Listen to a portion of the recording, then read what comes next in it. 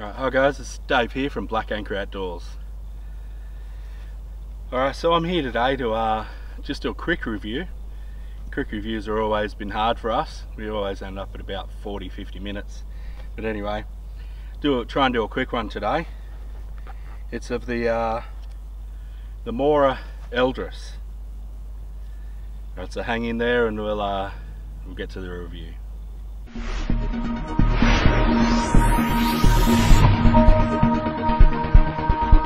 Okay guys, so the Mora Eldris.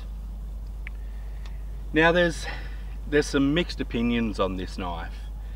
I've read a lot. I read a lot before I bought it. I bought it probably 4 months ago. I was going to do a video straight up, but I thought, no, I actually want to try this and just see if it's as bad as people say and if it's as good as the other people say. And you know, it's that kind of different knife.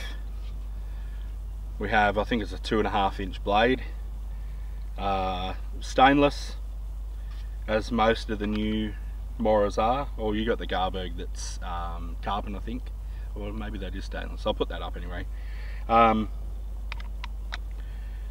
just a tiny little 2.5 inch blade. Now I kind of wasn't sure, and to buy this over here is quite expensive. It's about a $60 odd knife, and I really didn't want to pay that just to get a 2.5 inch blade, for one, and two, I didn't like it. I did end up getting it from eBay, and there was a company in Poland that it just works out cheaper to buy it from halfway across the world.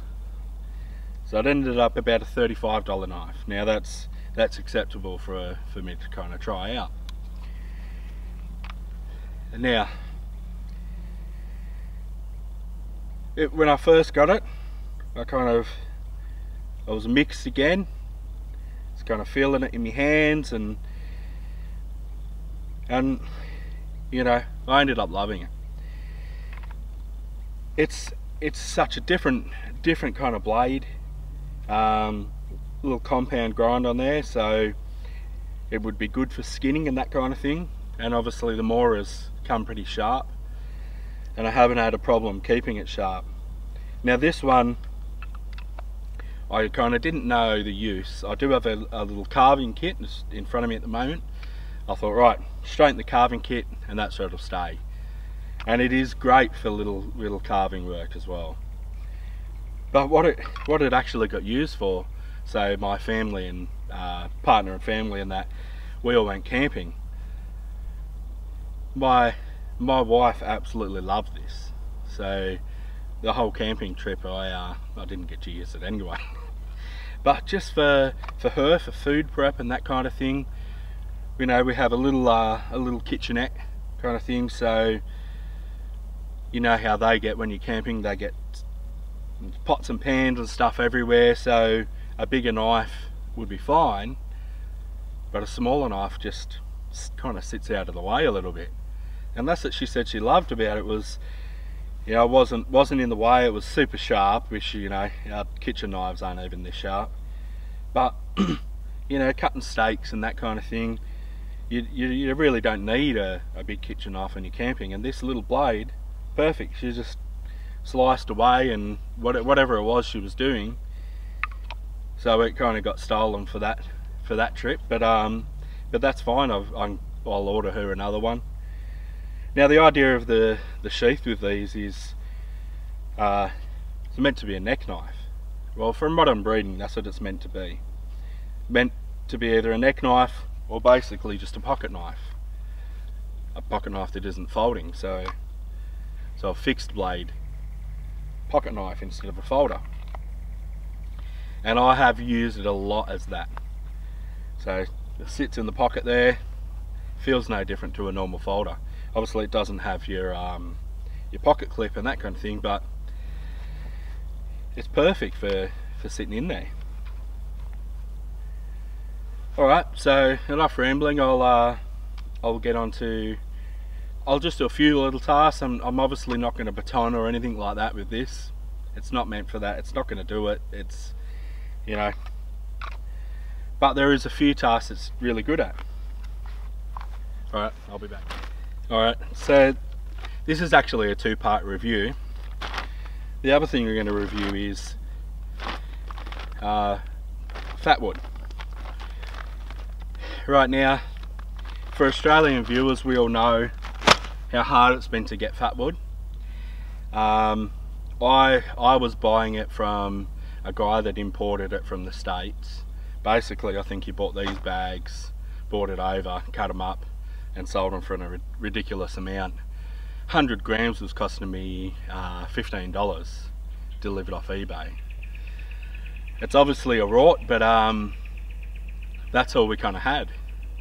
Now, I'd heard in North Queensland, we have a store over here for American viewers called Bunnings. It's just the big guy hardware store. They do all different kinds of things, you know. Now, Bunnings up in Queensland, I had heard it had bags of Fatwood for a while, but they've just hit New South Wales only last week. So I think it's pretty much the same as American viewers get. I've got a couple of bags, so this one I haven't opened yet, but the other one I've been going through and it's perfect. It's better than the Fatwood I was getting off eBay as well. But, you know, for our Australian viewers and a lot of our, you know, Sydney kind of people and that New South Wales kind of people, these are available now.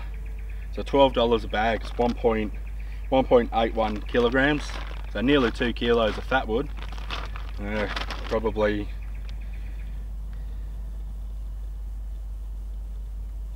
there'd probably be 86 in there. Now, you know, for our American viewers, this is probably, you're probably going, so, you know, it's been available there for a long time. It hasn't here. So our firelighters have always been the little bricks, the little white bricks, you know. That's kind of all we've had, or maybe a condensed cardboard down into a block with some kind of fire starter in it, or whatever it is. But that's been our main kind of thing. Nothing you could stick in either a bug out bag or your camping bag, your survival bag, and have a bit of a natural option, and, you know, something as good as this. Alright, so obviously use the Eldris to bust this open.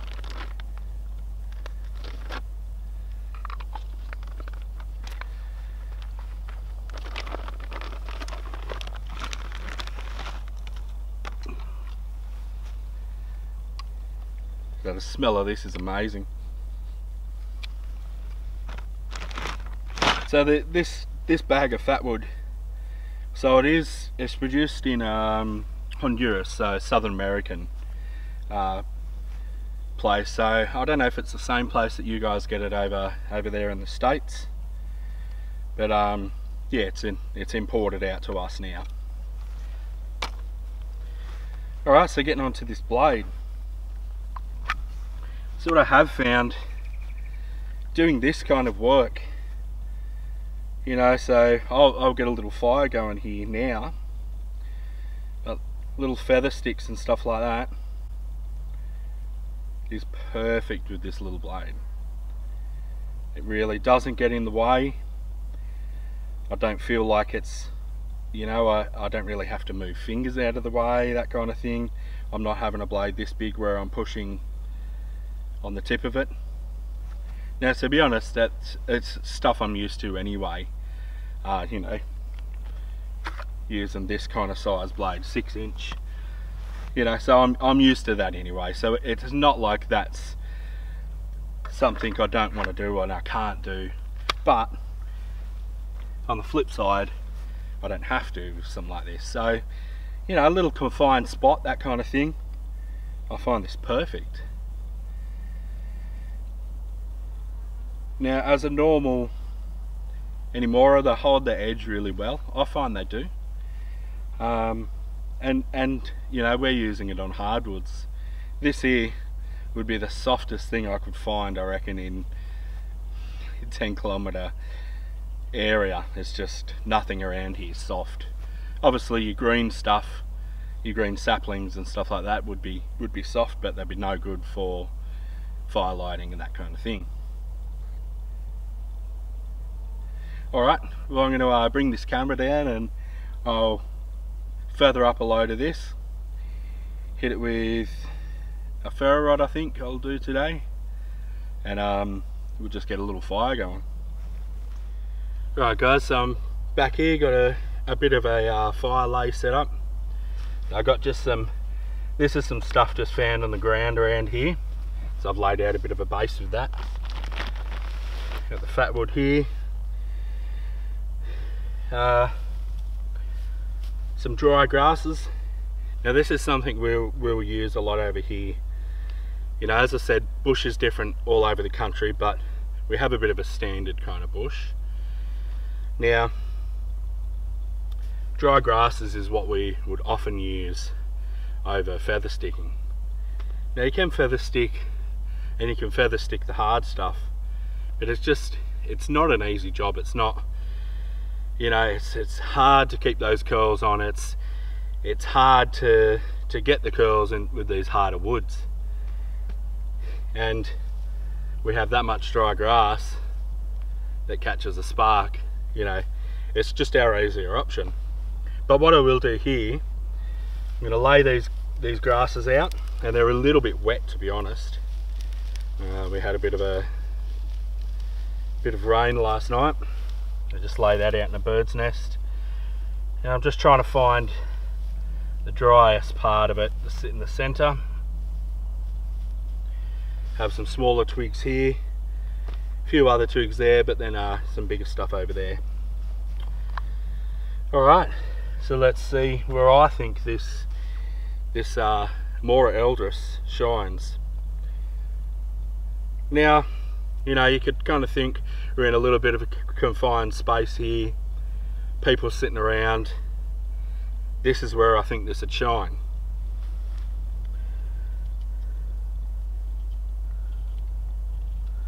Just putting some shavings into this grass, but yeah,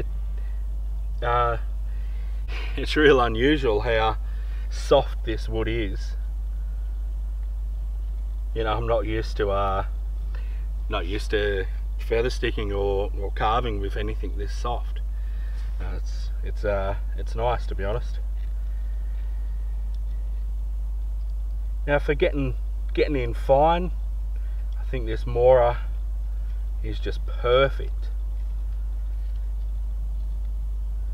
You're using right in that, the blade comes right down to the handle as a normal Mora does. So I can get right in there. It's sharp enough I can get super fine curls.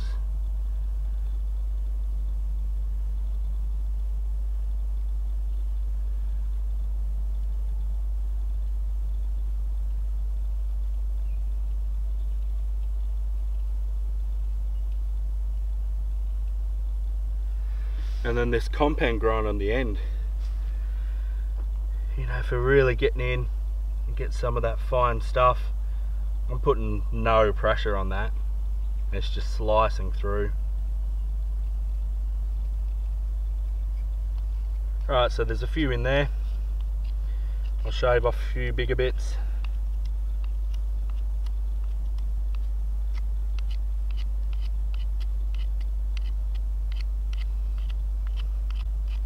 Have to say, the smell of this is amazing.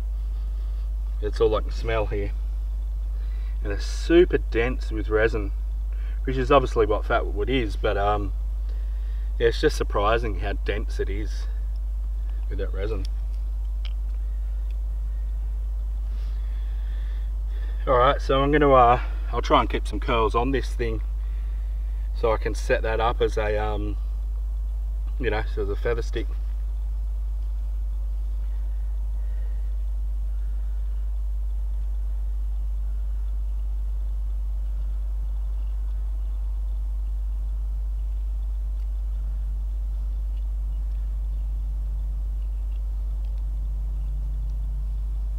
But again, super easy to do.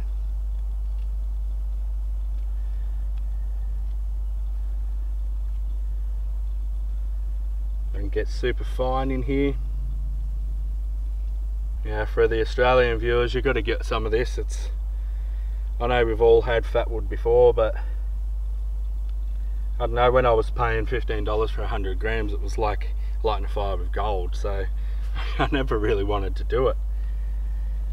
But obviously now we can use it willingly, you know, whenever we want.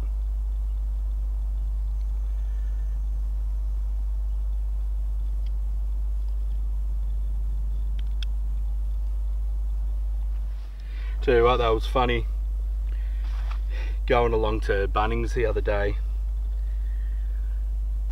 you know, and I was actually going to buy a chainsaw, and just a small little cheaper chainsaw, just to do a little bit of yard work and, you know, whatever I needed out in the bush. But I usually use knives and saws and hand tools. But yeah,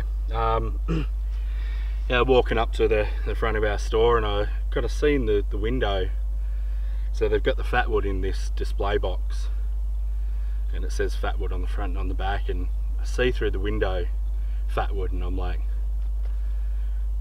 no, that can't be Fatwood I'm thinking of, you know, like, we don't get that here. And coming up to it, and you know, it was like a little kid coming up to this store reading about Fatwood. So for some of the Australian guys that don't know what Fatwood is, I should have maybe put this in at the start, on the Fatwood splinter. Basically it's pine. I think a lot of this stuff would be made, but it'd still be done with the pine resin. But basically what true Fatwood is where the pine would settle. Now it settles into the base of the tree, sometimes the roots. It basically seals any wounds. So if there's a branch knocked off by another tree that falls, or someone's sawn it off and there's a little piece, that will fill with resin. Now it's to stop stuff getting into the tree and killing the tree. But then we go and kill it and take that as Fatwood, and it's just super flammable. Alright, so I've done all the that finer kind of tasks. Now that would go across to carving, as I said earlier. You know, this one's probably better to show. You know, I'm getting right in here and I'm getting super controlled cuts with this blade. You know, I can get right in on that tip, and I'm not holding a blade like out here. So right in close kind of quarters to carve. So I think it's perfect for that. The other thing is slicing. It's got just a big enough grip. I've got kind of extra large hands, so that was the other reason why I thought it might not suit. But it's that kind of 3-finger knife with a little lanyard. I think I will actually put a little lanyard on this. I haven't yet, but that'd be great for that last little finger. Kind of what the CRKT Minimalist has on it. You know, it's just a little 3-finger knife, and just that lanyard's perfect for grabbing. I think I'll do the same with this. But for slicing as well, it's perfect. Super sharp. You've only got, you know, if you were doing this with, say, a bigger Mora, this is probably the part of the blade that you'd use anyway. So you've only got that part of the blade.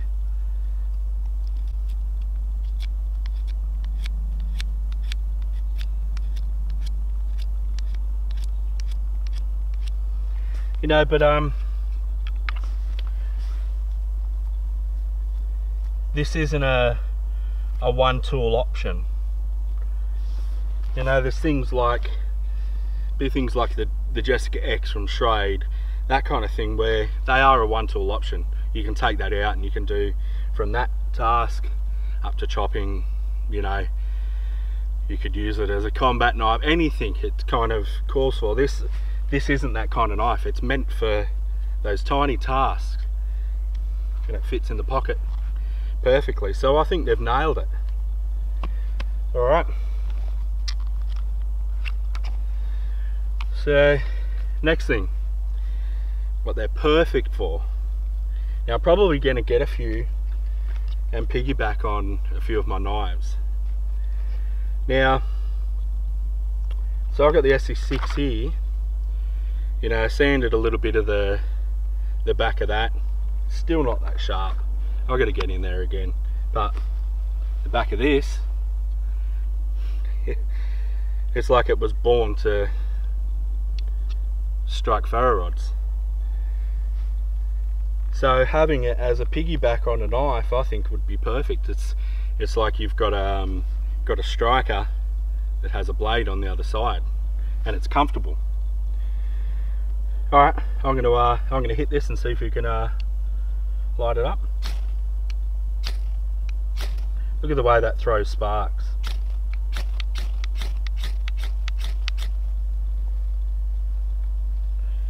All right, those feathers lit before anything else.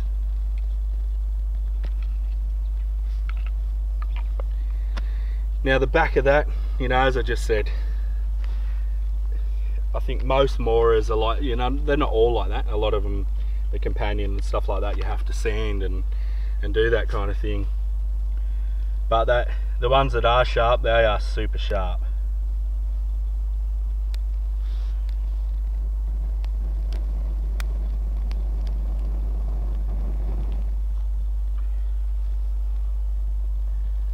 Just trying to spread that flame a bit.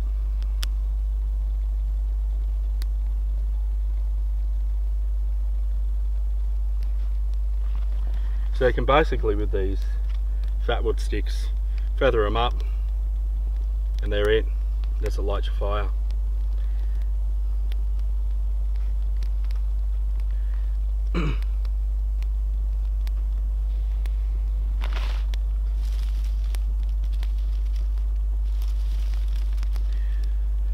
I'll bring some of this smaller stuff in now.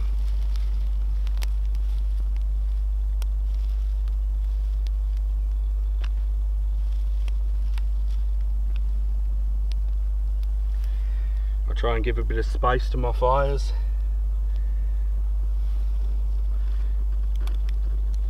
Again, because our even the sticks that fall are obviously branches off of hardwoods, so you're really packing them on that fire, you just put the fire out, just too dense.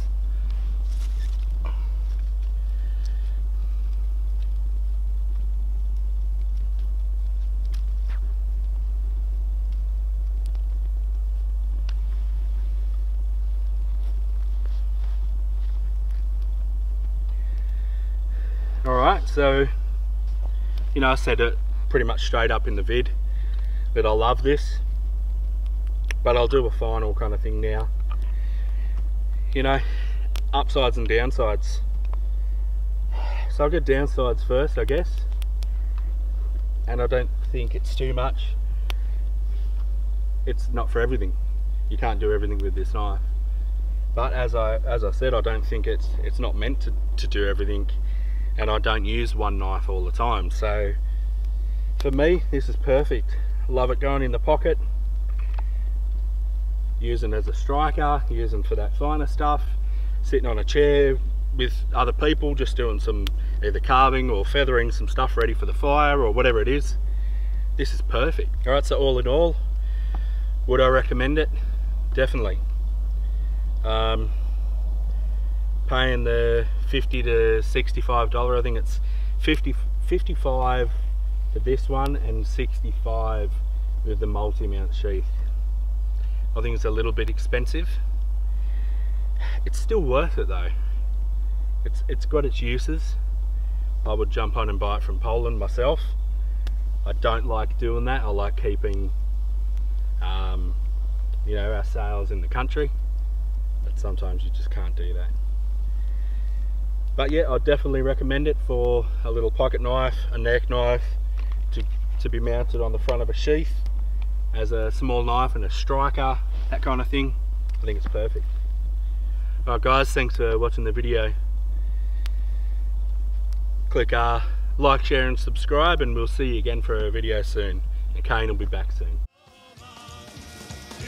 say